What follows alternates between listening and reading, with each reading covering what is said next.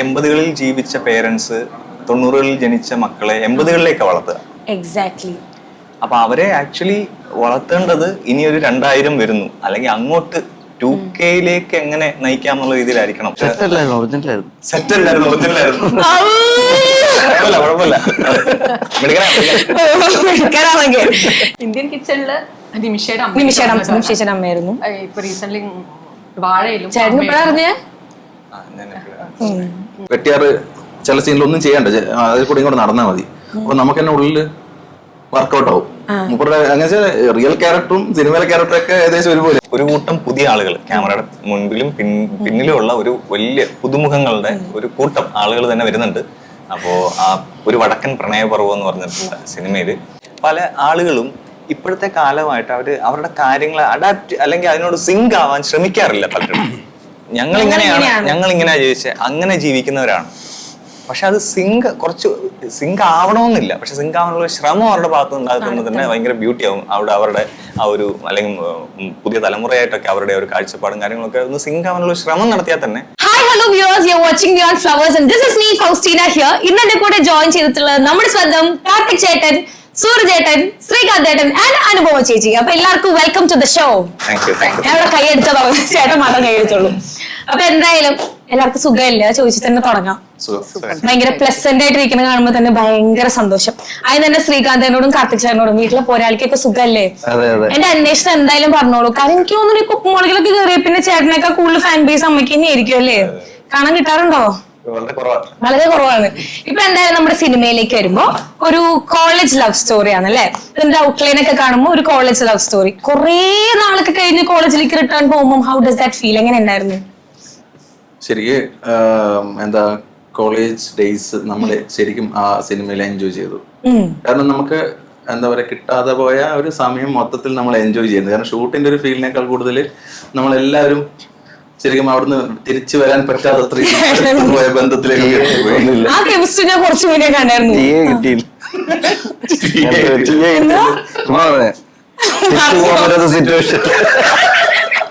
ഞാൻ കേട്ടില്ല.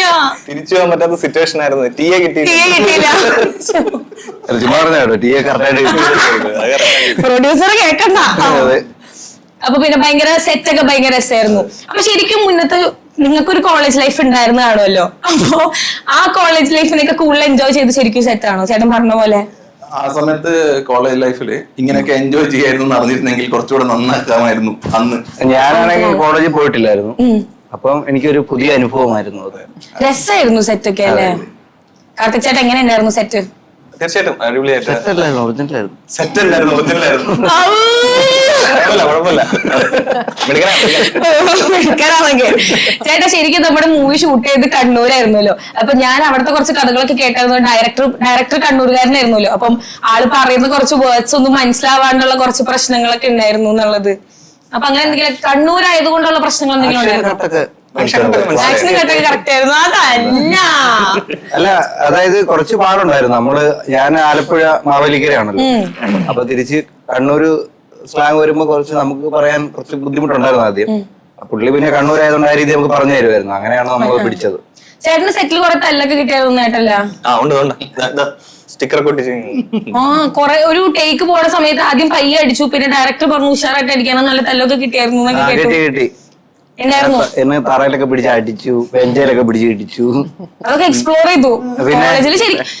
കോളേജിലെ എല്ലാ ഇതും ഞാൻ 20 ദിവസം കൊണ്ട് മതിയായി. ശരിക്കും നമ്മളുണ്ടല്ലോ ഏട്ടാ, ഈ ട്രെയിലർ കാണുന്ന സമയത്ത് എനിക്ക് പേഴ്സണലി നമ്മുടെ മറ്റേ ക്ലാസ്മേറ്റ്സ് ആ ഒരു വൈബൊക്കെ അടിച്ചായിരുന്നു. ശരിക്കും എനിക്ക് തോന്നുന്നു ടീനേജ് കോളേജ് പിള്ളേർക്കൊക്കെ ഭയങ്കരമായിട്ട് റിലേറ്റ് ചെയ്യാൻ പറ്റുന്ന ഒരു മൂവി ആയിരിക്കും അല്ലേ? ഇപ്പൊ ഇതിനകത്ത് നോക്കുകയാണെങ്കിൽ ഇതിനകത്ത് ഓരോ ക്യാരക്ടേഴ്സിന് ഇപ്പൊ എല്ലാവരുടെയും ഓരോ ക്യാരക്ടേഴ്സിന് ഒരു ഇൻഡിവിജ്വൽ സ്പേസ് ഉണ്ട്. അപ്പൊ നിങ്ങളുടെ ഒരു ക്യാരക്ടർ സ്കെച്ച് അല്ലെങ്കിൽ ഒരു ക്യാരക്ടർ പോർട്രേറ്റ് തരാൻ പറഞ്ഞാൽ എങ്ങനെയായിരിക്കും ഓരോരുത്തരുടെയും ക്യാരക്ടർ? നിങ്ങൾക്ക് ക്യാരക്ടർ ഇല്ലേ? ക്യാരക്ടർ എനിക്ക് ഒരു 3 ടൈപ്പ് ക്യാരക്ടർ ഉണ്ട് ഇതില്.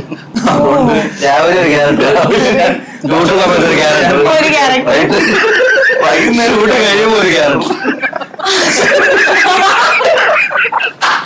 ഓഫ് സ്ക്രീനും ഓൺ സ്ക്രീനും ഓരോ ക്യാരക്ടർ. കൃത്യമായി മുട്ട കിട്ടിയില്ലെങ്കിൽ എന്റെ ഡയലോഗ് കിട്ടിയില്ല കുഴപ്പമില്ല. പക്ഷെ അപ്പൊ ശരിക്കും എങ്ങനെ നമ്മുടെ സിനിമയിലെ ക്യാരക്ടർ എങ്ങനെയാ? എനിക്ക് കോളേജ് ആ ഒരു കോളേജിലെ എന്താ പറയാ ചെയർമാൻ, രാഷ്ട്രീയം, കോളേജ് രാഷ്ട്രീയം, അപ്പൊ നമ്മുടെ സാധാരണ 90 കിഡ്സ് കാലഘട്ടത്തിലൊക്കെ കാണുന്ന കോളേജിലൊക്കെ ഉണ്ടാകുന്ന ഒരു ചെയർമാനൊക്കെ ഉണ്ടാകുന്ന ആ ഒരു ഇച്ചിരി തല്ലിപ്പൊളിയായിരുന്നപ്പാ. തല്ലിപ്പൊളി മാത്രമല്ല, ഞാൻ അങ്ങനെ കുട്ടികൾക്ക് എല്ലാവർക്കും ഒരു മാതൃകയായി എങ്കിലും കഥ പറഞ്ഞ ക്രഷൊക്കെ അടിക്കുന്ന രീതിയിലുള്ള ചേട്ടന് ക്രഷ് അടിച്ചാ? എനിക്കോ ഒരു സമയമില്ലായിരുന്നു, കാരണം കോളേജ് ഓപ്പൺ ആയിരുന്നു കുറച്ച് സമയമായിട്ട്. നമുക്കിങ്ങനെ സെലക്ട് ചെയ്യണം നോക്കാനൊന്നും സമയമില്ല. പൂമ്പാറ്റകളെ പോലെ അല്ലേ? അതെ, ഓരോ അപ്പൊ അങ്ങനെയാണ് ചേട്ടൻ ഒരു ക്യാരക്ടർ, ഒരു ചെയർമാൻ സെറ്റപ്പ്. അതെ, ചേട്ടാ ഞാൻ ആ കോളേജിൽ പഠിക്കുന്ന അത്യാവശ്യം പൊളിറ്റിക്സ് ഒക്കെ ഉള്ള ഒരു ക്യാരക്ടർ ആയിരുന്നു. അതായിരുന്നു നമ്മുടെ സിനിമയിലെ ട്രെയിലറിൽ പൊളിറ്റിക്സ് നല്ലപോലെ പൊളിറ്റിക്സ് ഉണ്ട്, കോളേജ് പൊളിറ്റിക്സ് ഉള്ള പരിപാടിയാണ്. അപ്പൊ ഞങ്ങളൊക്കെ ഇങ്ങനെ പല പൊളിറ്റിക്സിലുള്ള ആളുകളായിരുന്നു. എന്റെ ക്യാരക്ടറിന്റെ പേര് റോഷൻ എന്നാണ്. റോഷൻ. അതങ്ങനെ പൊളിറ്റിക്സ് അതുമായിട്ട് ബന്ധമില്ല. നമുക്ക് നമ്മൾ വേറൊരു പ്രത്യേക ഒരു കാര്യം രൂപീകരിച്ചപ്പോ അതിനെപ്പറ്റി അത് നമുക്ക് ഇപ്പൊ പറയാൻ പറ്റില്ല. അപ്പൊ അങ്ങനെ മുന്നോട്ട് പോകുന്ന ഒരു ക്യാരക്ടർ. ചേട്ടന്റെ ലുക്സ് ആണെങ്കിലും പോസ്റ്ററിൽ ഭയങ്കര ഡിഫറെന്റ് ആണ്. മുടിയൊക്കെ മുട്ടടിച്ച് ക്യാരക്ടറിന് വേണ്ടിട്ടായിരുന്നു. ഇത് ആക്ച്വലി 2012-13 കാലഘട്ടത്തിൽ നടക്കുന്ന കഥയായിട്ടാണ്. ഒരു 90% അങ്ങനെയാണ്. പിന്നെ കുറച്ച് പോർഷൻസ് മാത്രമേ ഉള്ളൂ ഇപ്പൊ പ്രസന്റ് കാണിക്കുന്നത്. അപ്പം ആ സമയത്ത് അല്ലാതെ പ്രസന്റ് ലുക്കും ഉണ്ട്. ഇത് പഴയ ഒരു ലുക്ക്. അപ്പൊ ഇതിനകത്ത് നമ്മൾ 2 ടൈം കവർ ചെയ്യണുണ്ടല്ലേ? അതായത് 2013 കുറച്ച്, ബാക്കി പകുതി പിന്നെ കറണ്ട് സിറ്റുവേഷനിലാണ്. ചേച്ചിയുടെ ക്യാരക്ടറിലൊക്കെ എങ്ങനെയാ വരുന്നത്? എന്റെ ക്യാരക്ടർ ഇതിലൊരു അമ്മ ക്യാരക്ടറാണ്. അതായത് കുറച്ച് സ്ട്രഗിൾസും കാര്യങ്ങളൊക്കെ ഉള്ള ഒരമ്മ, മക്കളെ കൊണ്ട് സ്ട്രഗിൾ ചെയ്യുന്ന ഒരമ്മ. ചെയർമാന്റെ അമ്മയാണോ? അത് ഇപ്പൊ പറയില്ല, ചോദിക്കണ്ടായിരുന്നു. പക്ഷെ എനിക്ക് ചെയ്യാനുണ്ട്, അമ്മയായിട്ട് പെർഫോം ചെയ്യാനുണ്ട്. ചേച്ചിക്ക് ശരിക്കും അമ്മ റോളിലേക്ക് വരുമ്പോ എന്തൊക്കെ ഇപ്പൊ സ്ക്രിപ്റ്റ് കേട്ടു ഒരു അമ്മ വേഷമാണ് ചെയ്യണമെന്ന് പറഞ്ഞപ്പോ അതിന് വേണ്ടി എന്തെങ്കിലും സ്പെഷ്യൽ ആയിട്ടുള്ള സംഭവങ്ങളൊക്കെ ഓൾമോസ്റ്റ് അമ്മവേഷം തന്നെയാണല്ലോ സൂര്യ ചെയ്യുന്നത്. ഇന്ത്യൻ കിച്ചണില് നിമിഷയുടെ അമ്മയായിരുന്നു. ഇപ്പൊ റീസെന്റ് വാഴയിലും വാഴയിലും അമ്മയായിരുന്നു. റീസെന്റ് ഇറങ്ങിയ വാഴ ഞാൻ കണ്ടായിരുന്നു. അതിലും അമ്മ ക്യാരക്ടറാണ് ചെയ്യുന്നത്. പിന്നെ ഇപ്പൊ മേനെ പ്യാർക്കിയ എന്ന് പറഞ്ഞ മൂവിയിൽ ഋതുവിന്റെ അമ്മയാണ്. പിന്നെ എല്ലാത്തിലും ഞാൻ അമ്മയാണ്. അപ്പൊ ഞാൻ അമ്മയെന്നൊന്ന് മാറി പിടിക്കണം എന്നുള്ളതിൽ ഇരിക്കുവാണ് ഇപ്പൊ. അല്ലെങ്കിൽ എന്റെ ഹസ്ബൻഡ് എപ്പോഴും പറയാറുണ്ട്, നീ ചിലപ്പോ ഭാവിയിലെ മലയാള സിനിമയുടെ അമ്മയായി മാറും, കവിയൂർ പൊന്നമ്മയായിട്ട് മാറും.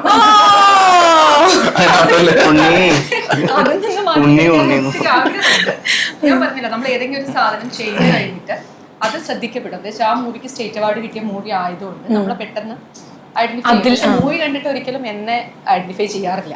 എന്താ വെച്ചാൽ നാച്ചുറലി കാണുന്ന ഞാനും സ്ക്രീനിൽ കാണുന്ന ഞാനും ഭയങ്കര ഡിഫറെന്റ് ആണ്. ശരിയാ. അപ്പൊ ഇതിൽ തന്നെ കുറച്ച് നിറയൊക്കെ നക്ഷത്രയുടെ കുറച്ച് നിറയൊക്കെ ഇട്ടിട്ട് പക്ഷെ പെട്ടെന്ന് ക്യാരക്ടറിലേക്ക് മാറ്റിയെടുക്കാൻ പറ്റുമെന്ന് അങ്ങനെ ഒരു ഫിഗർ ആയതുകൊണ്ട് അതെനിക്ക് കുറച്ചുകൂടെ കംഫർട്ടബിൾ ആണ്. പക്ഷെ ഈ അമ്മ ക്യാരക്ടറിന് അമ്മ ആയിക്കോട്ടെ കുറച്ച് മെച്ചൂർഡായ അമ്മയൊന്നും താഴ്ന്നിട്ട് ഇത് ഭയങ്കര സീരിയസ് അമ്മയായി പോയല്ലേ?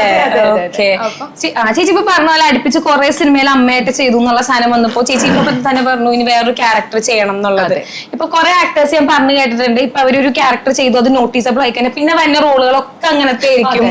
ഇപ്പൊ ഒരു പോലീസായിട്ട് ചെയ്താൽ എല്ലാത്തിലും പോലീസ് ആയിരിക്കും, കള്ളനായിട്ട് ചെയ്താൽ എല്ലാത്തിലും കള്ളനായിരിക്കും. അപ്പൊ അങ്ങനെ ഒരു സംഭവം ഫീൽ ചെയ്തിട്ടുണ്ടോ? അല്ലെങ്കിൽ ഇപ്പൊ എല്ലാത്തിലും ടൈപ്പ് കാസ്റ്റ് ആയി പോയി? ആക്ച്വലി ഞാൻ എക്സ്പീരിയൻസ് ചെയ്തുകൊണ്ടിരിക്കുകയാണ്. അത് ഫീലിംഗ് അല്ല, അതെന്റെ ഒരു എക്സ്പീരിയൻസ് ആണ്. എന്താ വെച്ചാൽ കിട്ടുന്ന വിഷയങ്ങൾ ഇപ്പൊ ലാസ്റ്റ് ഇപ്പം ഇപ്പൊ ഞാൻ പറഞ്ഞല്ലേ മേനെ പ്യാർക്കിയാന്റെ ഡബിങ് ആയിരുന്നു ഇന്ന് ഇവിടെ തന്നെ ഉണ്ടായിരുന്നു. അപ്പോഴും ഞാൻ അവരുടെ അടുത്ത് പറഞ്ഞു നെക്സ്റ്റ് മൂവി വിളിക്കണം ആഗ്രഹം ഉണ്ടെങ്കിൽ അമ്മേനൊന്ന് മാറ്റി പിടിച്ച്, അമ്മ തന്നെയാണെങ്കിലും കുറച്ച് മെച്ചുവേർഡ് ആയിട്ട് അമ്മേനെ കുറച്ച് മാറ്റി പിടിച്ചാൽ കൊള്ളാമായിരുന്നു. ഞാൻ എല്ലാവരുടെ അടുത്തും എന്റെ ആഗ്രഹം പ്രകടിപ്പിക്കാറുണ്ട്. ആവായിരിക്കും, അത് നമ്മൾ പ്രാർത്ഥിക്കാം. ആവായിരിക്കും.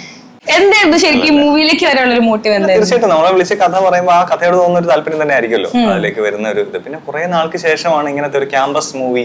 അതെ, ക്യാമ്പസ്, പിന്നെ ക്യാമ്പസിലെ പൊളിറ്റിക്സ്, ക്യാമ്പസിലെ പ്രണയം, ഇങ്ങനെയൊക്കെയുള്ള ഒരുപാട് കാര്യങ്ങൾ വരുന്ന ഒരു ക്യാമ്പസ് മൂവി, പ്രോപ്പർ ക്യാമ്പസ് പടം.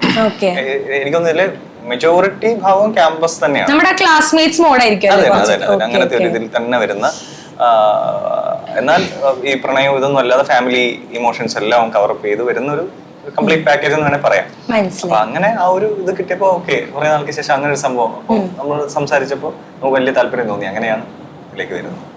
ചേട്ടൻ എന്തായിരുന്നു ഇതാണ് എന്റെ സിനിമ, ഞാൻ തന്നെ ചെയ്യണം അത് ഈ ഇതിന്റെ പ്രൊഡ്യൂസർ ഇപ്പം ഡയറക്ടർ വിജയ് ഷേട്ടന്റെ അവിടെ ഒരു A1 ഹോട്ടലൊക്കെ ഉണ്ട്. അവിടെ ഫുഡ് കഴിക്കാൻ സ്ഥിരം പോകുന്ന ആളെ ഞാൻ. കാരണം എനിക്കൊരു സന്തോഷം വെച്ചാൽ എന്റെ നാട്ടിൽ തന്നെയാണ് ഈ സിനിമ ഷൂട്ടിംഗ് ഒക്കെ കണ്ണൂര്. ചേട്ടൻ നാട് കണ്ണൂരാ? അപ്പോ ഈ കൂടി നായകനാക്കി പറ്റുകൂടി നായകനാക്കി കഴിച്ച് വില്ല് കൂടുമ്പോ അത് ഇതിൽ മുതലാക്കാൻ നായകനാക്കിയത്. അപ്പൊ അത് അഡ്വാൻസ് ആയിട്ട് അത് മറ്റേത് കൂട്ടിയാൽ മതി. അപ്പൊ നല്ല ടേസ്റ്റ് ഉള്ള ഫുഡ് അവിടെ, നല്ല നാടൻ ഫുഡ്. അപ്പം ഇത് കഴിച്ച് ഞാനുമായിട്ടുള്ള ബന്ധം. അപ്പൊ എന്റെ കഴിഞ്ഞ പടത്തിന്റെ പോസ്റ്റർ അവിടെ ഒട്ടിച്ചിട്ടുണ്ടായിരുന്നു. അപ്പൊ അത് കണ്ടപ്പോ ഇത് നമ്മളിവിടെ സ്ഥിരം ഫുഡ് കഴിക്കുന്ന ആളിൽ അങ്ങനെ കോള് വന്നാ എനിക്ക്. പിന്നെ വൺ ലൈൻ പറഞ്ഞു മുന്നേ ഇതിന്റെ ടൈറ്റിൽ ആയിരുന്നു ഒരു വടക്കൻ പ്രണയപർവം എന്നുള്ള ടൈറ്റിൽ വന്നപ്പോ വടക്കൻ എന്ന് പറയുമ്പോൾ ഈ കഥ കേട്ടപ്പോ എനിക്ക് ഇപ്പോഴേ ചെയ്യാൻ പറ്റും. കുറച്ചുകൂടി കഴിഞ്ഞാൽ പ്രായമൊക്കെ ആയി കഴിഞ്ഞാൽ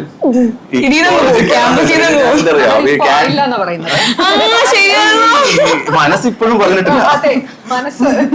അതാ ഞാൻ ആദ്യം പറഞ്ഞ കൊറേ നാളുകൾ കേട്ട് പിന്നെയും ക്യാമ്പസിൽ പോകുമെന്ന് തോന്നുന്നു. സത്യം അതാ ഞാൻ പറഞ്ഞത്. ആ ഒരു മൂവി വൺ ലൈൻ കേട്ടു, ഓക്കെ, എനിക്ക് ഭയങ്കര ഇഷ്ടപ്പെട്ടു. പിന്നെ അതിന്റെ മേലെ തന്നെ ഫോളോ ചെയ്ത് അങ്ങനെയാണ് ഇതിലേക്ക് എത്തിയത്. പിന്നെ കോളേജിൽ ഇപ്പം ചെയ്യാൻ പറ്റിയ ഈ സമയത്ത് ചെയ്യാൻ പറ്റിയ എനിക്ക് പറ്റിയ ഒരു ക്യാരക്ടർ ആയിരുന്നു അത്. കുറച്ചുകൂടെ കഴിയുമ്പോൾ ഞാൻ എന്തിനാ ക്യാൻറ്റീനിലെ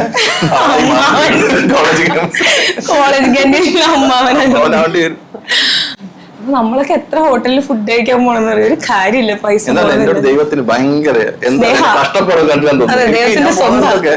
ചക്ക വീണ് മോലെന്താ എന്റെ കാര്യം ജീവിതത്തില് ഞാൻ അഭിനയിച്ചിട്ട് എവിടെയും തകർന്നില്ല. അതൊക്കെ ചുമ്മാ ചേട്ടൻ നമ്മൾ ഹാർഡ് വർക്ക് ചെയ്യേണ്ട ഒരിക്കലും ഒരു പോയിന്റിലേക്ക് എത്തില്ലല്ലോ. പക്ഷെ എനിക്കുള്ള അവസരങ്ങൾ ഇതുപോലെ കിട്ടും. ഞാൻ ഭക്ഷണം കഴിക്കാൻ പോയി ഹോട്ടലിൽ നിന്ന് അങ്ങനെയൊക്കെ ഭക്ഷണം കഴിക്കാൻ പോയിട്ടില്ല. അതൊക്കെ ഒരു ലക്കല്ലേ ശരിക്കും. കാരണം എന്തോരം പേര് ഓഡീഷനൊക്കെ പോയിട്ട്. പിന്നെ അതിനകത്ത് വലിയ ചീത്തപ്പേരെന്തറിയോ പേര് എന്ന് വെച്ചാല് നമ്മള് എനിക്ക് വരുന്ന സ്റ്റോറീസിൽ ഹീറോ ആയിട്ട് ചെറിയ മൂവി ആയിരിക്കും. അപ്പൊ അതിലും ഹീറോ ആയിട്ടാണ് കാസ്റ്റ് ചെയ്യുന്നത്. അപ്പൊ ഹീറോ കാസ്റ്റ് ചെയ്യുമ്പോൾ എന്നോട് എല്ലാം ഹീറോ വിട്ട് പിടി, നീ ഏതോ നല്ല പടത്തിൽ ചെറിയ ക്യാരക്ടർ ചെയ്യും. ഇത് പറയുമ്പോൾ എനിക്ക് കിട്ടണ്ടേ? ഞാൻ ആഗ്രഹിക്കുന്നത് വെച്ചാൽ ഏതെങ്കിലും നല്ല സിനിമയിൽ 10 പേര് അറിയുന്ന സിനിമയിൽ ചെറിയ ക്യാരക്ടർ ഞാൻ ആഗ്രഹിക്കുന്നുണ്ട്. പക്ഷെ ഹീറോ വരുമ്പം വേണ്ടെന്ന് വെക്കാൻ പറ്റില്ല, ജീവിക്കണ്ടേ എല്ലാ കാര്യങ്ങളും. Step by step you will get it അല്ലേ? ശരിക്കും അത് ഹാർഡ് വർക്ക്. കാരണം ഈ ഒരു ഫീൽഡിലൊക്കെ ഇപ്പൊ നിങ്ങൾ എല്ലാവരുടെ കാര്യം പറയുകയാണെങ്കിൽ നമ്മൾ കൺസിസ്റ്റന്റ് ആയിട്ട് നിൽക്കാന്ന് പറയുന്നത് ദാറ്റ് ഇസ് നോട്ട് ഈസി. പ്രത്യേകിച്ച് നിങ്ങളുടെ രണ്ടുപേരുടെ കാര്യം പറയുമ്പോൾ കോണ്ടന്റ് ക്രിയേഷൻ എന്ന് പറയുമ്പോൾ നമുക്കറിയാം അത് ഒറ്റ സ്റ്റെപ്പ് എടുത്ത് വെച്ച് പെട്ടെന്ന് ഒരിക്കലും ആ ഒരു ഓഡിയൻസ് നിങ്ങൾക്ക് ഉണ്ടാക്കാൻ പറ്റില്ല. ഇവിടെ 4 പേരാണെങ്കിലും ഈ സ്റ്റെപ്പ് ബിൽഡ് ചെയ്ത് ആ ഒരു കൺസിസ്റ്റൻസി കൊണ്ടുപോയി ഇവിടെ നിൽക്കണതിന് ഒരു ഹാൻഡ്സ് ഓഫ്. എനിക്ക് ശരിക്കും I feel so proud of you guys. അപ്പൊ ചേട്ടാ പറ. എന്നെ ഇതിന്റെ ഡയറക്ടർമാരുടെ ഒരാളാണ് വിളിച്ചത്. അപ്പം ഇതിലിങ്ങനെ നമ്മുടെ കണ്ണൂർ പരിപാടിയാണെന്ന് പറഞ്ഞു. അപ്പൊ നമ്മൾ സ്ഥിരമായിട്ട് ഞാൻ അങ്ങനെ ഒരു സംഭവം ചെയ്തിട്ടില്ല.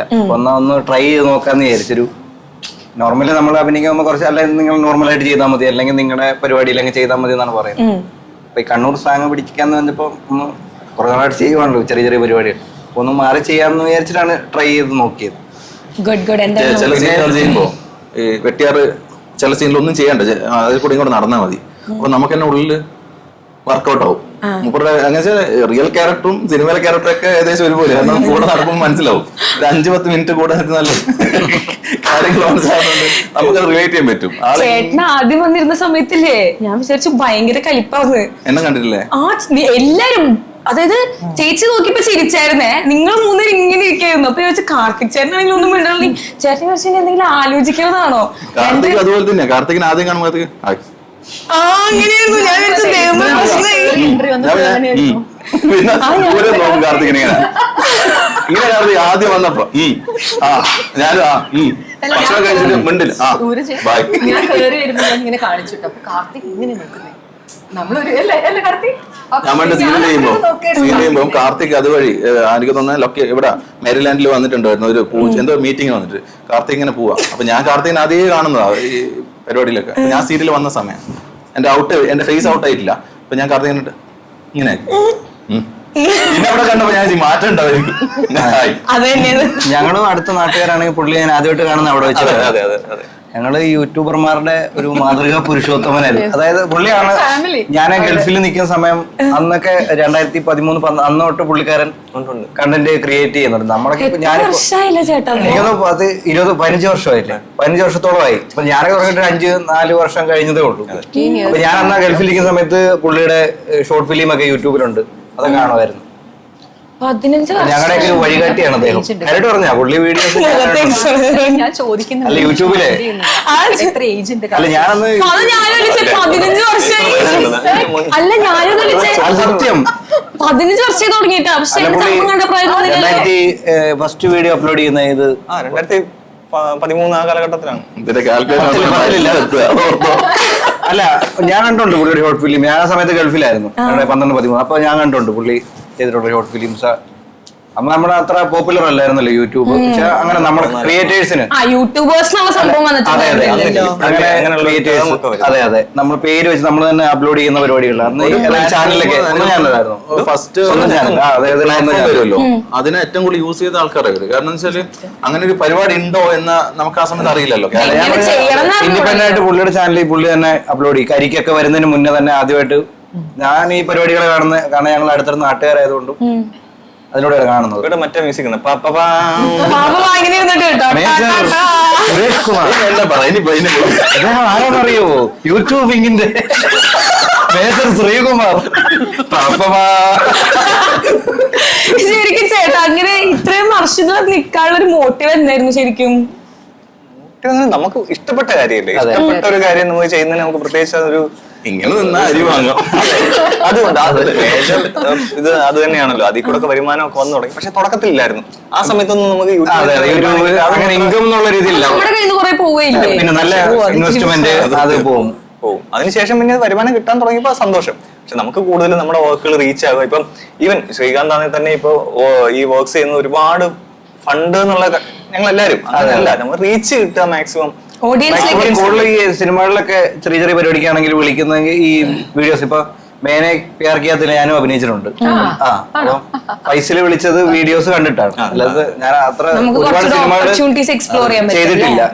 ഫസ്റ്റ് സിനിമയിലേക്ക് കയറുന്നതിന് ഒരു സ്റ്റെപ്പ് എന്നുള്ള രീതിയിലാണ് ഇതിനെ കണ്ടത്. അതെ, ഞാൻ ആ വീഡിയോ ഈ സൂപ്പർ ശരനെയാണ് ആദ്യമായിട്ട് അഭിനയിച്ചത്. അപ്പൊ ഗിരീഷ് എഡി വീഡിയോ കണ്ടിട്ട് ഇങ്ങനെ മെസ്സേജ് ആയിട്ടാണ് ആദ്യമായിട്ട് അഭിനയിക്കുന്നത്. എല്ലാം നമുക്ക് ഇതിലൂടെയാണ് കിട്ടിയിട്ടുള്ളത്. ശരിക്കും നിങ്ങൾക്ക് തുടങ്ങിയ സമയത്ത് സിനിമ എന്നുള്ള പിക്ചർ ഉള്ളിൽ വെച്ച് തന്നെയാണോ തുടങ്ങിയത്? ഞാൻ തുടങ്ങിയത് തീർച്ചയായിട്ടും അതിലേക്കൊരു വഴി എന്നുള്ള രീതിയിൽ തന്നെയാണ് ഫസ്റ്റ് തുടങ്ങിയതല്ല. ചേട്ടന് ശരിക്കും ഇപ്പോഴും തോന്നുന്നുണ്ടോ ഐ മീൻ സിനിമ തന്നെയാണ് ചെയ്യേണ്ടത് എന്നുള്ള എന്റെ അൾട്ടിമേറ്റ് നമ്മൾ മൈൻഡിൽ വെച്ചേക്കുന്ന ഒരു സിനിമ. അതെ, ഇനി ഒരു തിരിച്ചുപോക്കില്ല. തിരിച്ചുപോക്കില്ല സിനിമ കഴിഞ്ഞാൽ ഒരിക്കലും നമ്മൾ ട്രൈ ചെയ്തോണ്ടിരിക്കാന്നുള്ളൂ. ഞാനൊക്കെ വന്നത് അൺഎക്സ്പെക്ടഡ് ആയിട്ട് വന്ന ഒരാളാണ്. പക്ഷെ എത്തിക്കഴിഞ്ഞപ്പോൾ നമുക്കിത് അല്ലേ ഭയങ്കര ഇഷ്ടപ്പെടും. നമ്മൾ ഈ ഫീൽഡിനെ ഭയങ്കര ഇഷ്ടപ്പെട്ടു. അത് നമ്മൾ പാഷനായിട്ട് എടുക്കുക, നമ്മൾ എൻജോയ് ചെയ്തിട്ട് വർക്ക് ചെയ്യുക. അത് ഏത് ഫീൽഡ് ആണെങ്കിലും നമ്മൾ എൻജോയ് ചെയ്ത് വർക്ക് ചെയ്യുകയാണെങ്കിൽ നമുക്കത് കുറച്ചുകൂടെ ഭയങ്കര ഇഷ്ടത്തോടു കൂടി വർക്ക് ചെയ്യാൻ പറ്റും. ശരിക്കും ചേട്ടൻ കോണ്ടന്റ് ക്രിയേഷന്റെ കാര്യം പറഞ്ഞപ്പോൾ തന്നെ ഇപ്പം പറഞ്ഞു കുറെ നാളുകളായിട്ട് ഈ ഷോർട്ട് ഫിലിംസ്. അപ്പൊ എല്ലാ യൂട്യൂബേഴ്സ് ആണെങ്കിലും നേരിടുന്ന പ്രശ്നമാണ് ഈ കണ്ടന്റ് ദാരിദ്ര്യം എന്ന് പറഞ്ഞിട്ടുള്ള സാധനം. പക്ഷെ നിങ്ങളുടെ ഒന്നും പ്രൊഫൈലിൽ ഞാൻ അത് കണ്ടിട്ടില്ല. നിങ്ങൾ എപ്പോഴും എന്ത് ചെയ്താലും ആൾക്കാരെ അക്സെപ്റ്റ് ചെയ്യുന്ന ഒരു സംഭവമാണ്. ഒരു ഇതിന് പോലും എനിക്ക് തോന്നിയിട്ടില്ല അങ്ങനെ ഒരു കണ്ടന്റിന് നിങ്ങൾക്ക് ഒരു പ്രശ്നം വരുന്നുണ്ടെന്ന്. ശരിക്കും ഈ കണ്ടന്റ് എഴുതാൻ കുറെ ടൈം എടുത്ത് ഇങ്ങനെ വർക്ക് ചെയ്ത് എഴുതും. എത്ര ടൈം എടുക്കും ഇതൊക്കെ ഈ സ്ക്രിപ്റ്റ് ഒക്കെ പ്രിപ്പയർ ചെയ്യാൻ വേണ്ടിട്ട്? ഞാൻ അങ്ങനെ അധികം സമയം എടുക്കാറില്ല, പെട്ടെന്നാണ് ചെയ്യാറ്.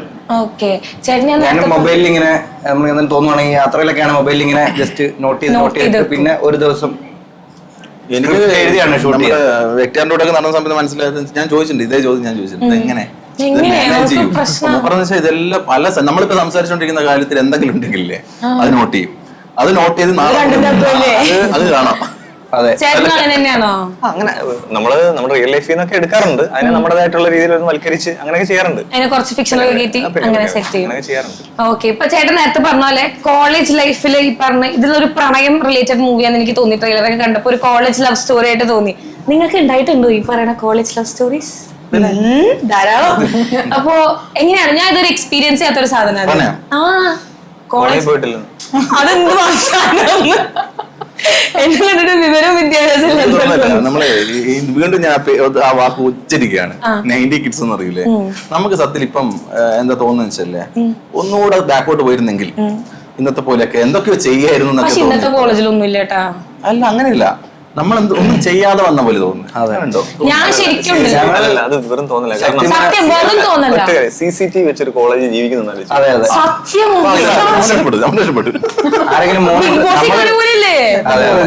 അത് ഭയങ്കര ബുദ്ധിമുട്ടാണ് ക്യാമ്പസ് ലൈഫ്. ഞാനത് ഇതുപോലെ ക്ലാസ്മേറ്റ് സിനിമ ഒക്കെ കണ്ട കോളേജിൽ പോയത്. പക്ഷെ ചന്ദനമഴ ടെലികാസ്റ്റ് അവിടെ പക്ഷെ നമ്മുടെ ഈ പ്രണയപർവ്വത്തില് പോകാൻ പറ്റിയില്ല. ആ കാലഘട്ടത്തിലെ കോളേജാ. നമുക്കത് എക്സ്പ്ലോർ ചെയ്യാൻ തോന്നുക സിനിമ കാണുമ്പോ. അപ്പൊ എന്താണ് നിങ്ങളുടെ ലവ് സ്റ്റോറി? എനിക്ക് തോന്നുന്നുണ്ട് ക്യാമ്പസ്, CCTV, യൂണിഫോം, ടാഗ്, ആ പിള്ളേര് ശോക. അതെ, പിന്നെ പൊളിറ്റിക്സ് ഇല്ലായ്മ. നമുക്ക് ഇലക്ഷൻ പോലും ക്യാമ്പസ് പ്രേമത്തിന് സമയം കിട്ടിയില്ല. കാരണം ഞാൻ ഓൾറെഡി ഞാനൊരു ടെക്നിക്കൽ കോഴ്സ് പഠിച്ചിട്ട് പെട്ടെന്ന് ഞാൻ 21 വയസ്സായപ്പോൾ ഗൾഫിൽ പോയി. അതുകൊണ്ട് അതിനൊന്നും സമയം കിട്ടിയില്ല. സ്കൂളിലും ഏതെങ്കിലും ഒരു പ്രണയം അതെല്ലാം ഉണ്ടായിരുന്നു. ഹൈസ്കൂൾ തൊട്ട് അങ്ങോട്ട് പ്രേമമായിരുന്നു. പ്രേമം തന്നെയായിരുന്നു. പ്രേമത്തോട് പ്രേമം. +2 ഇഷ്ടം പറയോ? പിന്നെ അപ്പൊ അവരിഷ്ടമല്ലെന്ന് പറയും. അപ്പൊ പിന്നെ അതിന് തീരുമാനമായില്ല. അതില്ലാത്ത ചുമ്മാ കള്ളം പറയാൻ വേണമെങ്കിൽ. പക്ഷെ ഉണ്ട്, പ്രേമിച്ചിട്ടുണ്ട്, പ്രേമിക്കാൻ വേണ്ടി നടന്നിട്ടുണ്ട്, ശ്രമിച്ചിട്ടുണ്ട്, എല്ലാം ഉണ്ട്. എന്റെ കൂടെയുള്ള ആൾക്കാർക്ക് ഗുണം ഉണ്ടായിട്ടില്ല. കാരണം എനിക്കൊന്നും ഇങ്ങോട്ട് കിട്ടാറില്ല. കാരണം എന്നിലേക്ക് എത്താൻ വേണ്ടി പലപ്പോഴും പല വഴികളിലൂടെ എത്തുമ്പോ കൊടുക്കും, ചിലപ്പോ അവര് കൊണ്ടുപോകും. അതുപോലത്തെ പക്ഷെ രസമായിരുന്നല്ലോ, ഇതൊക്കെ ഒരു രസമല്ലേ ഇപ്പോഴും. കാർത്തിക് ചേട്ടാ, നമുക്ക് എല്ലാരെ പോലെ ഇത് ലൈഫിൽ ഇതൊക്കെ വേണമല്ലോ, ഇല്ലാത്ത എന്തോന്ന് പ്രണയം അങ്ങനെയൊന്നും പറയല്ലേ. പിന്നെ പോലെ ലൈഫിനെ പോലെ. ചേച്ചി പ്രേമിച്ചിട്ടുണ്ടോ? പ്രേമിക്കാനുള്ള ടൈം കിട്ടിയില്ല. പ്രേമിക്കണം പക്ഷെ പറ്റിയില്ല. അതെ, കിടക്കുമല്ലേ. അങ്ങനെയല്ല പറഞ്ഞത്, ഞാൻ സ്പോർട്സ് ആയിരുന്നു.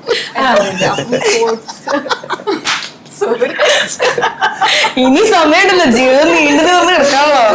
അവനറിയാമല്ലേ? അതെ അതെ അറിയാം അറിയാം. അതെ, സ്റ്റാർട്ടിങ് ടൈം പ്രണയമുണ്ട് എന്നല്ലട്ടോ പറയാം.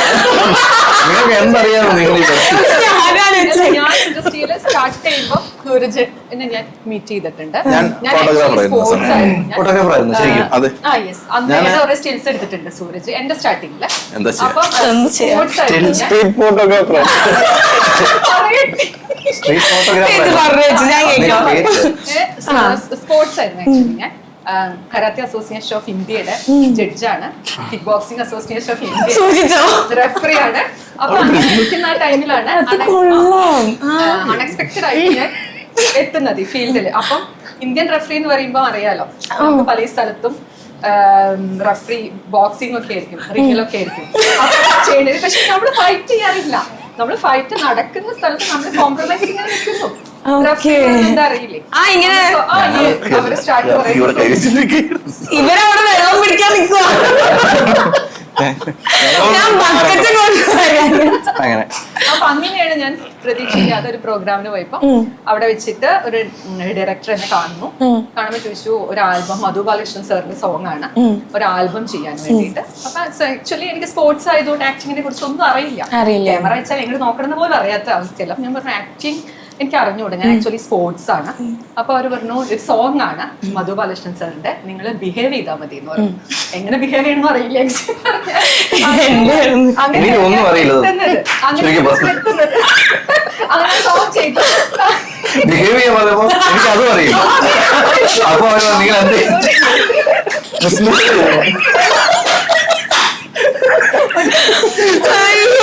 എന്ത് അറിയാലോ, ഒരാളെ കണ്ടു കഴിഞ്ഞാൽ എങ്ങനെ പെർഫോം ചെയ്യിപ്പിക്കാന്നുള്ളത് നല്ലൊരു ഡയറക്ടർ കണ്ടാലോ.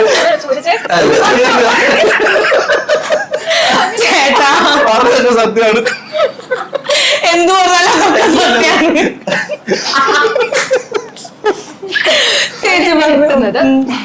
അതിനുശേഷം പിന്നെ വർക്ക് വരാൻ തുടങ്ങി. അതിന്റെ ഇടയിൽ നമ്മുടെ മേനെ പ്യാരെ ദേശവാസിയും എന്ന് പറയുന്ന മൂവിയില് നീനേച്ചിന്റെ മരുമകളായിട്ട് വന്നു, നീന കുറുപ്പിന്റെ മരുമകളായിട്ട് വന്നു. അതിനുശേഷമാണ് ആക്ച്വലി ഇന്ത്യൻ കിച്ചണിൽ എത്തുന്നത്. ഇന്ത്യൻ കിച്ചണിൽ ജിയോ ചേട്ടൻ എന്നെ വിളിച്ചിട്ട് പറഞ്ഞു, ഇങ്ങനെ ഒരു ക്യാരക്ടർ ചെയ്യാനുണ്ടായിരുന്നു എന്ന് പറഞ്ഞു. അപ്പൊ ഓക്കെ. അപ്പൊ എന്നോട് പറഞ്ഞു, മെച്യൂർഡ് ആയിട്ടുള്ള ക്യാരക്ടറാണ്, ഹീറോയിനും നീ തമ്മിൽ വലിയ ഏജ് ഡിഫറൻസ് ഒന്നും ഇല്ല. അപ്പൊ എന്നെ സംബന്ധിച്ചിട്ട് അവരെ കൂടെ വർക്ക് ചെയ്യാൻ നിമിഷ എന്ന് പറഞ്ഞു. അപ്പൊ എനിക്ക് അവരെ കൂടെ ഒരു സ്ക്രീൻ സ്പേസ് ചെയ്യാൻ എന്റെ സ്റ്റാർട്ടിംഗ് ആണ് കിട്ടാന്ന് പറയുന്നത് വലിയൊരു കാര്യമായിട്ടാണ് ഞാൻ എടുത്തിട്ടുള്ളത്. അപ്പൊ ഞാൻ മനസ്സിലായി, ഓക്കെ എനിക്ക് ഒരു പ്രോബ്ലം ഇല്ല, ഞാൻ വരാൻ ചെയ്യാന്ന് പറഞ്ഞു. അതൊക്കെ കഴിഞ്ഞ് മേക്ക് ഓവർ കഴിഞ്ഞിരിക്കുമ്പോ നിമിഷ വന്നിട്ട് പറഞ്ഞു, ചേച്ചി എന്തിനാ എൻ്റെ അമ്മ വേഷം ചെയ്തേ, ആരാ ചേച്ചിനെ പിടിച്ച അമ്മ? ഞാൻ മിണ്ടണ്ട, എനിക്കത് ഓക്കെയാണ്, എനിക്ക് എങ്ങനെയെങ്കിലും ആ വേഷം ചെയ്താൽ മതി എന്നുള്ളതാണ്. പക്ഷെ ഫ്യൂച്ചറിൽ ഇങ്ങനെ കണ്ടിന്യൂസ് അമ്മയൊന്നും നന്നറിയില്ല കേട്ടോ. അപ്പൊ ഓക്കെ എന്ന് പറഞ്ഞ് ഞാൻ ആ ക്യാരക്ടർ ചെയ്തു. അപ്പൊ സുരാജേട്ടൻ വന്നപ്പോ എന്റെ അമ്മായിമ്മ കൊള്ളാലോ, വലിയ പ്രായമൊന്നുമില്ലല്ലോ സുരാജേട്ടൻ വന്നവർ. അപ്പോഴും എനിക്ക് അറിയില്ല അവരുടെ കുറച്ച് വലിയ സീനിയർ ആർട്ടിസ്റ്റ്. അപ്പൊ ഞാൻ ഓക്കെ, എനിക്ക് പ്രോബ്ലം ഇല്ല എന്നൊന്നും എടുത്തെങ്കിൽ ഞാൻ ഇരുന്നത്. പക്ഷെ സിനിമ സ്റ്റേറ്റ് അവാർഡ് കിട്ടി, ആ മൂവിക്കും നിമിഷയ്ക്കും അവാർഡ് കിട്ടിയ സമയം അപ്പൊ നമ്മളെ ഐഡന്റിഫൈ ചെയ്യാൻ തുടങ്ങി. അപ്പൊ അമ്മ അവിടെ സ്റ്റിൽ അമ്മയായിട്ട് വന്നു തുടങ്ങി. പക്ഷെ ഇപ്പൊ റീസെന്റ് ഞാൻ ഹീറോയിൻ ആയിട്ട് ചെയ്ത ഒരു മൂവി, പക്ഷെ അതിൽ അമ്മയാണ്.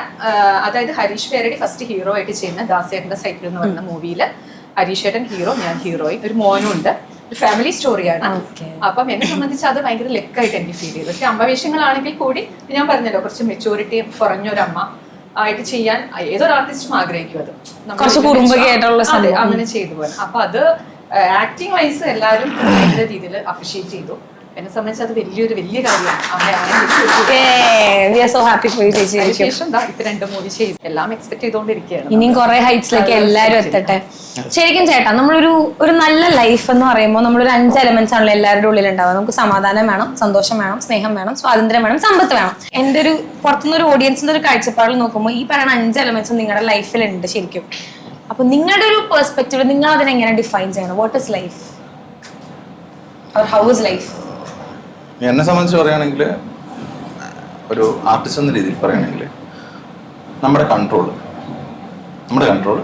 നമുക്ക് തന്നെ സ്വയം കൺട്രോൾ ചെയ്യാൻ പറ്റിയാൽ അത് ആ ഒരു ഇതിൽ മറ്റൊന്നുമില്ല. നമുക്ക് എല്ലാം ഉണ്ടെന്ന് കൂട്ടി, പൈസ ഉണ്ടെങ്കിലും അല്ലെങ്കിൽ നമുക്കൊരു കൺട്രോൾ വന്നു കഴിഞ്ഞാൽ നമുക്കിപ്പോൾ എല്ലാം തിരിച്ചറിയാനുള്ള കഴിവുണ്ട്, നല്ലതും ചീത്തയും ഒക്കെ ഉണ്ട്. പക്ഷെ നമ്മൾ ചിലപ്പോൾ കാണുന്ന വ്യൂ പോയിന്റിലായിരിക്കില്ല മറ്റൊരാളുടെ അഭിപ്രായം വരിക. ആ അഭിപ്രായത്തിലൂടെ നമ്മൾ പോയി ചിലപ്പോൾ അത് നന്നാവണമെന്നില്ല. നമ്മൾ തന്നെ തിരഞ്ഞെടുത്ത വഴിയിൽ എന്തെങ്കിലും മിസ്റ്റേക്ക് വന്ന് നമുക്ക് തന്നെ സ്വയം അതൊരു എക്സ്പീരിയൻസ് ആക്കി മാറ്റാൻ പറ്റും. Follow your mind. ഒരിക്കലും വേറെ ആളുടെ മൈൻഡ് അല്ലെങ്കിൽ നമ്മുടെ മൈൻഡ് അല്ലെങ്കിൽ ബ്രെയിൻ മറ്റൊരാൾ കൺട്രോൾ ചെയ്യാതെ കൊണ്ടുപോകാൻ പറ്റിയാൽ നമ്മളുടെ എന്താണ് ലക്ഷ്യം അതിലേക്ക് നമ്മൾ കറക്റ്റ് എത്തും. ചിലപ്പം ഫോൾട്ടൊക്കെ വരും, നമ്മൾ ചിലപ്പം ബാക്കോട്ട് പോകും, പക്ഷെ പിന്നെ നമ്മൾ മുന്നോട്ട് പോകും. ആരും കുറ്റപ്പെടുന്നുണ്ടല്ലോ. പക്ഷെ ഒരുപാട് ഈ പ്രായമൊക്കെ ഞാൻ ഒരു സമയം കഴിഞ്ഞാൽ ചെറിയ പ്രായത്തിലൊക്കെ അമ്മയും അച്ഛനൊക്കെ പറഞ്ഞൊക്കെ കേട്ട് നമ്മൾ പോകും. പക്ഷെ ചിലർക്ക് ശരിയാവണമെന്നില്ല. ചിലപ്പം ഇപ്പൊ നമ്മുടെ പേരൻസ് ഒരു ഏജ് ആയി കഴിഞ്ഞാൽ എനിക്ക് തോന്നുന്നു നമ്മുടെ പേരൻസ് എടുക്കണേക്കാൾ കുറച്ചും കൂടെ നല്ല ഡിസിഷൻസ് ഇൻഡിവിജ്വലി നമുക്ക് എടുക്കാൻ പറ്റുമായിരിക്കും അല്ലേ?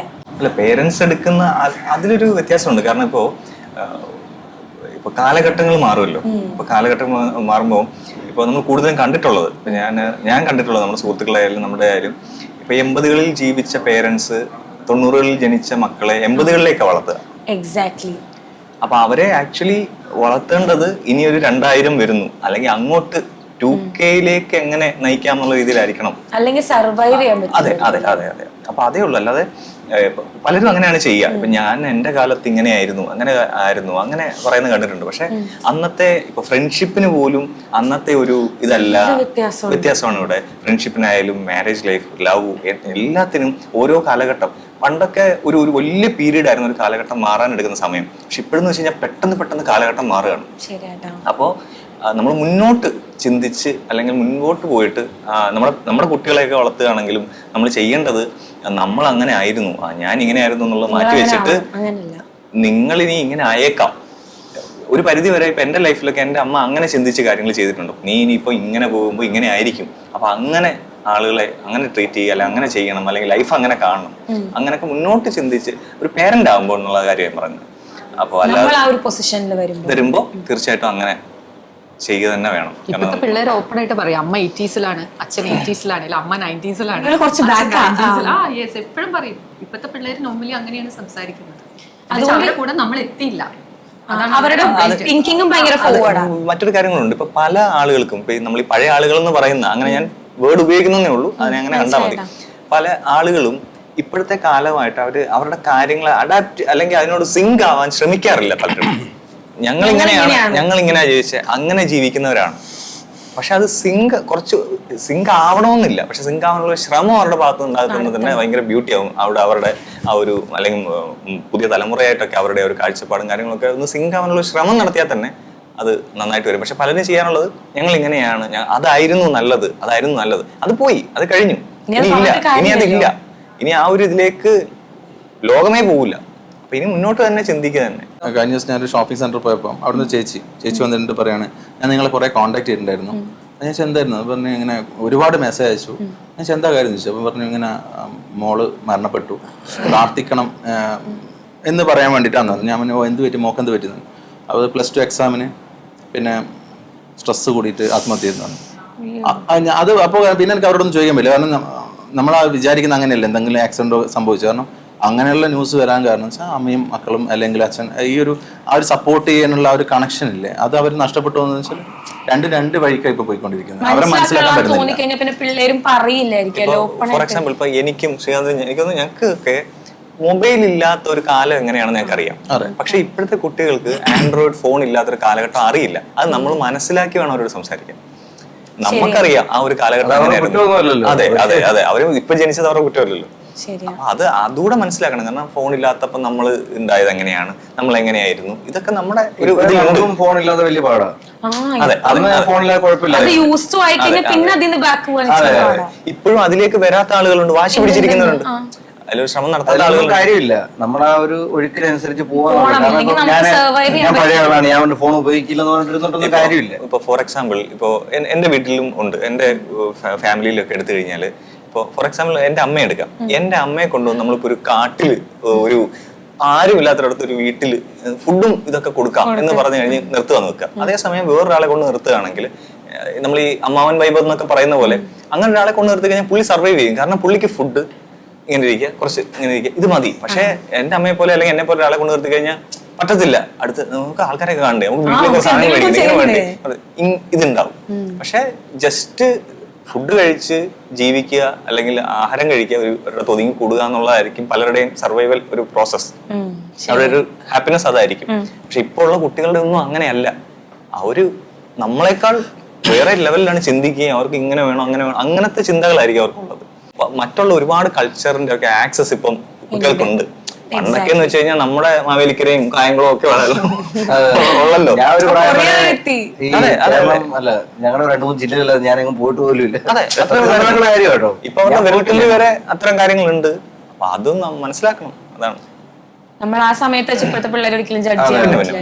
പിന്നെ ഒരു കാര്യമുണ്ട്, അന്നത്തെ കാലത്ത് ഒരു കുട്ടി ഒരു ഏരിയയിൽ ഉണ്ടെങ്കിൽ ആ ഏരിയയിൽ ഓൾമോസ്റ്റ് എല്ലാവർക്കും അറിയാം അത് ഇന്ന ആളുടെ മകനാണ് മകളാണ് എന്നുള്ളത്.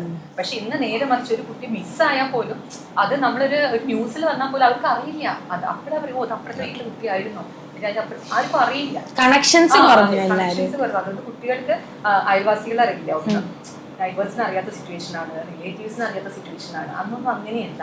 ഫാമിലി ആയിട്ട് ഭയങ്കര കണക്ഷൻസ് ഉണ്ടാക്കി തരുമായിരുന്നു പേരൻസിന് അതിനുള്ള നേരമില്ല. ഞാനൊരു കോട്ടിങ്സ് കേട്ടിട്ടുണ്ട്, ഒരു വീട്ടിൽ ഫുഡ് വെച്ചാൽ അടുത്തുള്ള വീട്ടിൽ ആരും വിശന്നിരിക്കണ്ടാവില്ല പണ്ടത്തെ കാലത്ത്.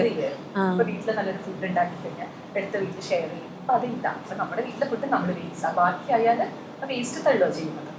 അങ്ങനെയല്ല പണ്ട് കുറച്ച് അധികം ഫുഡ് വന്നു കഴിഞ്ഞാൽ എടുത്ത് ഷെയർ ചെയ്ത് അതന്നെ നമ്മുടെ ബന്ധങ്ങൾ കുറച്ചും കൂടെ ദൃഢമാക്കാൻ പറ്റും, ആളുകളെ തമ്മിൽ അറിയാൻ പറ്റും. ഒത്തിരി കാര്യങ്ങളുണ്ട്. ഇപ്പൊ ഇങ്ങനെ പറഞ്ഞപ്പോഴാണ് നമുക്ക് ഫ്രണ്ട്ഷിപ്പ് എന്ന് പറയുന്ന സംഭവം. ഇപ്പം നിങ്ങൾക്ക് എല്ലാവർക്കും കുറെ ഫ്രണ്ട്സ് ഉണ്ട്. ഇപ്പൊ പക്ഷെ നിങ്ങളുടെ ഒരു ഡെയിലി ബേസ് നോക്കുകയാണെങ്കിൽ ഇപ്പം ഫ്രണ്ട്ഷിപ്പിന് വേണ്ടി അങ്ങനെ പ്രത്യേകം എഫേർട്ട് എടുക്കാനുള്ള ടൈം ഉണ്ടാവും ഐ ഡോണ്ട് തിങ്ക് സോ. അപ്പൊ അതൊക്കെ ഇങ്ങനെ മെയിൻറ്റെയിൻ ചെയ്യണം ഫ്രണ്ട്ഷിപ്പ് ഇന്നത്തെ കാലത്ത്? ഹൗ ഡു ഇങ്ങനെ അത് മെയിൻറ്റെയിൻ ചെയ്ത് പോണത്? ഞാൻ ഓപ്പണായിട്ട് പറഞ്ഞു കഴിഞ്ഞാൽ ഞാൻ ഫ്രണ്ട്ഷിപ്പിൽ ഒരു പോയിന്റ്, നമ്മുടെ ജീവിതത്തിൽ കുറച്ച് ഇൻസിഡന്റ് ഉണ്ടായതിനു ശേഷം ഞാൻ ഫ്രണ്ട്ഷിപ്പിൽ എന്റെ വിശ്വാസമേ പോയ ഒരാളാണ്. 200% ഫ്രണ്ട്ഷിപ്പിൽ വിശ്വാസം പോയ ഒരാളാണ്. അപ്പൊ അതുകൊണ്ട് തന്നെ എനിക്ക് ഫ്രണ്ട്സ് അല്ലെങ്കിൽ അത് മെയിൻറ്റെയിൻ ചെയ്യണം, അതിനുവേണ്ടി ഒരു എഫേർട്ട് എടുക്കണം, അങ്ങനെയുള്ള കാര്യങ്ങൾ. ഒരാള് മിണ്ടായിരുന്ന പോയി ഇങ്ങനത്തെ ഒരു മൈൻഡ് സെറ്റിൽ ഉണ്ടായിരുന്ന ഒരാളാണ്. ശരിക്കും നമുക്ക് ഗ്രോ ചെയ്യാൻ പറ്റുള്ളൂ. അതിനെപ്പറ്റി എനിക്കറിയില്ല, എനിക്കത് ശരിയാണോ തെറ്റാണോ എന്ന് എനിക്കറിയില്ല. അങ്ങനെ ഉണ്ടായിരുന്ന ആളാണ് ഞാൻ. അങ്ങനെ ഒരു ഫ്രണ്ട്ഷിപ്പിലൊന്നും വലിയ വിശ്വാസമില്ല, അങ്ങനെ ഒരു ജീവിച്ച ഒരാൾ തന്നെയായിരുന്നു ഞാൻ കുറച്ചാൾ മുമ്പ് വരെ. പക്ഷെ വീണ്ടും നമ്മുടെ ലൈഫിലേക്ക് ഈ ഒരു റിലേഷൻഷിപ്പ്, അത് ഫ്രണ്ട്ഷിപ്പ് ആവട്ടെ അല്ലെങ്കിൽ ലവ് ആവട്ടെ, എന്തായാലും അതിന്റെ ഒരു ഭംഗി നമുക്ക് മനസ്സിലാക്കി തരണമെങ്കിൽ അത്രയും ആ റിലേഷൻഷിപ്പിൽ ഭംഗിയുള്ള ആളുകൾ നമ്മുടെ ലൈഫിലേക്ക് വരണം. അത് വന്നു കഴിയുമ്പോൾ നമുക്ക് ആ റിലേഷൻഷിപ്പിന്റെ ഒക്കെ ഒരു ഭംഗി മനസ്സിലാവും. എന്ന് പറഞ്ഞിട്ട് ഇപ്പൊ ഞാൻ ആ ഫ്രണ്ട്ഷിപ്പിന്റെ ഒക്കെ ഒരു ഇത് മനസ്സിലാക്കി കഴിയുമ്പോൾ, നേരത്തെ ഒന്നും ഞാൻ ഇപ്പൊ നമ്മുടെ ഫ്രണ്ട്സിന്റെ ഇടയിൽ എന്തെങ്കിലും ഒരു സൗന്ദര്യപ്പണക്കോ പിണക്കോ അങ്ങനെ എന്തെങ്കിലും ഉണ്ടായി കഴിഞ്ഞാൽ ഞാനത് മാറ്റാൻ ഇനിഷ്യേറ്റീവ് എടുക്കില്ല. ഞാൻ ബേസിക്കലി ഭയങ്കര പണക്കാരനാണ്. അത് എല്ലാവർക്കും അറിയുന്ന കാര്യം. കാരണം ചെറിയ കാര്യം ഞാൻ പെട്ടെന്ന് പണങ്ങും. അത് എന്താ കാര്യം എന്ന് വെച്ച് കഴിഞ്ഞാൽ അതും നമ്മുടെ ഒരു സ്വഭാവത്തിന്റെ ഒരു ഡ്രോബാക്കാണ്. കാരണം ഇപ്പൊ ഞങ്ങൾ ചിലപ്പോൾ മൂന്നിരിക്കുന്നു, ചിലപ്പോൾ ഒരു അരമണിക്കൂർ കൊണ്ട് ഞങ്ങൾ ഭയങ്കര സിങ്ക് ആവും. പക്ഷെ ഞാൻ സിങ്ക് ആവുന്നതെന്ന് വെച്ച് കഴിഞ്ഞാൽ ഞാൻ ഭയങ്കര 10 വർഷത്തെ പരിചയമുള്ള പോലെ സിങ്ക് ആവും. അപ്പൊ സിങ്ക് ആവുമ്പോ എന്റെ എല്ലാ എന്താ പറയുക മോശം സ്വഭാവമായാലും അല്ലെങ്കിൽ കുട്ടി സ്വഭാവമായാലും എല്ലാം ഞാൻ പുറത്തിടും. അപ്പോൾ ചിലപ്പോൾ പക്ഷെ ഓപ്പോസിറ്റ് നിൽക്കുന്ന സർക്കിളിലുള്ളവരൊന്നും അത്രയും ചിലപ്പോൾ ഇതായി കാണില്ല. അപ്പൊ അത് അവർക്ക് ചിലപ്പോൾ ഇത് ഇറിറ്റേഷൻ ആയിട്ടൊക്കെ നമുക്ക് തോന്നാം. അപ്പൊ നമ്മൾ കുറച്ചു നേരം കഴിയുമ്പോഴത്തേക്ക് നമ്മളിൽ കുട്ടി പുറത്ത് വെച്ചാടും. അതെനിക്ക് ഭയങ്കര റിലേറ്റബിൾ ആണ്. അതെ, അപ്പൊ അത് എനിക്കൊന്ന് ഒട്ടുമിക്ക ആൾക്കാരുടെയും അങ്ങനെ നമ്മളെല്ലാവരുടെ അടുത്തും ഫ്രീ ആവുന്ന ഒരാളല്ല ഞാൻ. അപ്പൊ നമ്മളൊരു വളരെ കംഫർട്ട് സ്പേസ് തോന്നിക്കഴിഞ്ഞാൽ നമ്മൾ ഉടനെ ഇതാവും. അപ്പൊ അത് ചിലപ്പം ചില ആളുകൾക്ക് അത് ആക്സെപ്റ്റ് ചെയ്യാനൊക്കെ ബുദ്ധിമുട്ട് വരും. പിന്നെ നമ്മൾ വിചാരിക്കുന്ന രീതിയിലായിരിക്കില്ല അവരത് എടുക്കണം. അതെ അതെ. അപ്പൊ അങ്ങനെയൊക്കെ വരുമ്പോൾ ഞാൻ പെട്ടെന്ന് പിന്നെ അവരോട് മിണ്ടത്തില്ല, അല്ലെങ്കിൽ ഞാൻ അങ്ങനെയൊക്കെ ഒതുങ്ങി കൂടുന്ന ഒരു ക്യാരക്ടറാണ്. മിണ്ടിയില്ല, എനിക്ക് വിഷയമില്ല. ചേട്ടൻ പറയുന്നത് എനിക്ക് ശരിക്കും കണക്ട് ആവുന്നുണ്ട്.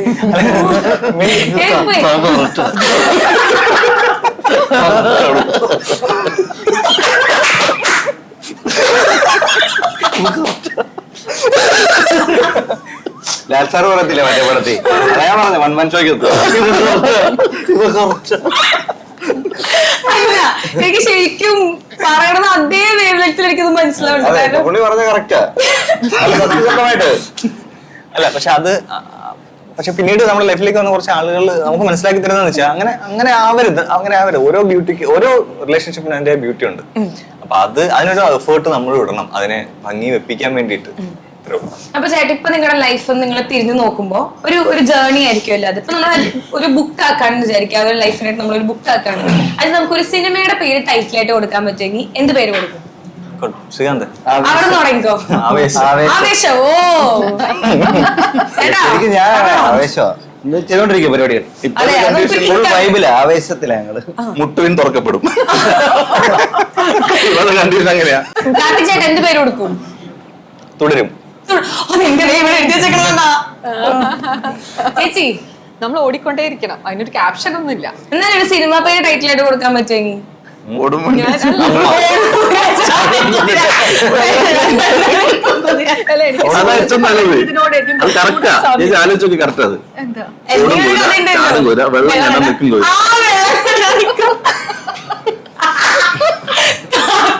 ശരിയാ. അപ്പൊ എന്തായാലും പോട്ടെ ചേട്ടാ. ഇതൊന്നും പറഞ്ഞേ കേട്ടോ, അല്ലെങ്കിൽ കാണുന്നവർക്ക് ഇത് മനസ്സിലാവത്തില്ല. അതെ, വേറെ ഒന്നും വിചാരിക്കില്ല. AC-യിൽ ഇങ്ങനെ വെള്ളം ഇങ്ങനെ തുള്ളി അപ്പൊ എന്തായാലും നമ്മൾ ചെയ്ത ചെറിയ ഹാർഡ് വർക്ക് നമ്മുടെ ഓഡിയൻസിലേക്ക് എത്താൻ പോവാ. സിനിമയെ പറ്റി പറയണം. ഒരു കൂട്ടം പുതിയ ആളുകൾ ക്യാമറയുടെ മുൻപിലും പിന്നിലും ഉള്ള ഒരു വലിയ പുതുമുഖങ്ങളുടെ ഒരു കൂട്ടം ആളുകൾ തന്നെ വരുന്നുണ്ട്. അപ്പോ ഒരു വടക്കൻ പ്രണയപർവ്വം എന്ന് പറഞ്ഞിട്ടുള്ള സിനിമയിൽ എല്ലാരും കാണണം. ഇനി നമ്മുടെ നായകന്റെ അടുത്തേക്ക് ഒരുപാട് കഷ്ടപ്പെട്ട് എന്താ പറയാ കഷ്ടപ്പെട്ട് അഭിനയിച്ചു. കാരണം നിങ്ങള് കണ്ടില്ലെങ്കിൽ നമ്മൾ കഷ്ടപ്പെട്ടൊക്കെ വെറുതെ ആവും. അപ്പം ഏറ്റവും കൂടുതൽ ആൾക്കാരിലേക്ക് എത്തിക്കാൻ ശ്രമിക്കുന്നുണ്ട്. നിങ്ങൾക്ക് എന്തായാലും മോശം നിങ്ങൾ പറയില്ല, നല്ലത് പറഞ്ഞില്ലെങ്കിലും ആ തരത്തിലാണ് നമ്മുടെ സിനിമ. നിങ്ങൾക്ക് ഇഷ്ടപ്പെടും. ഒരു ക്യാമ്പസ് മൂവിയാണ്. നമ്മൾ മാക്സിമം എല്ലാവരിലും എത്തിക്കാൻ നോക്കുന്നുണ്ട്. കാണാതെ ഞാൻ പിന്നെ അങ്ങനെ ഒരു മൂവി ഉണ്ടോ എന്നൊക്കെ ചോദിക്കുന്ന അവസ്ഥയിലേക്ക് പോകാതിരിക്കാൻ മാക്സിമം നമ്മൾ സ്പ്രെഡ് ചെയ്യുന്നുണ്ട്. നിങ്ങൾ സപ്പോർട്ട് ചെയ്യണം, സിനിമ കാണണം. All the very best. Okay, thank you. നമുക്ക് കഴിച്ചിട്ട് നിർത്താം.